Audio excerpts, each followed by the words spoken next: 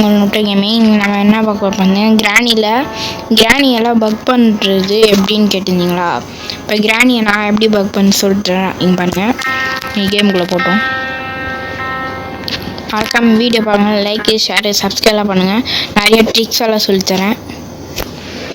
எனக்கு தெரிஞ்ச ட்ரிக் இதா. அப்புறமா ரோப்ளக்ஸில் தெரிஞ்ச நிறைய ட்ரிக்ஸ் இருக்குது.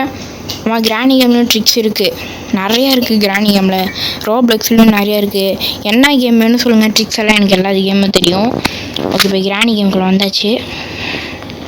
இப்போ என்ன பண்ணோம் பார்த்தீங்கன்னா, இந்த இருக்குல்ல, தூக்கி கீழே போட்டுருங்க. இதை உருட்டி விட்ருங்க. உருட்டி விட்டுட்டு கதவு திறக்கூட வேணாம், கிராணி வருதான்னு பார்க்கணும், அவ்வளோதான்.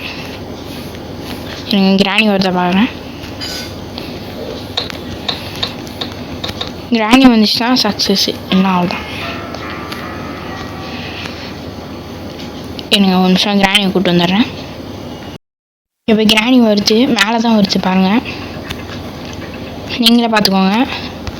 கிராணி வருதா? அதுக்குள்ளே என்ன பண்ணணும், நீங்கள் கட்டிலில் போய் ஒழிஞ்சிடணும். ஒழிஞ்சிட்டு கிராணி கரெக்டாக ரூமுக்குள்ள வருமா? இப்போ பாருங்கள், டப்பு டப்பு டப்புன்னு அமைக்கிட்டே இருங்க, பார்க்காதீங்க, அமைக்கிட்டே இருங்க. அமைக்கிட்டே இருக்கிறீங்களா? அதை அப்படியே வர்ற வரைக்கும் நின்றுட்டு அமைக்கிட்டே இருங்க. அப்படி நிற்குதா?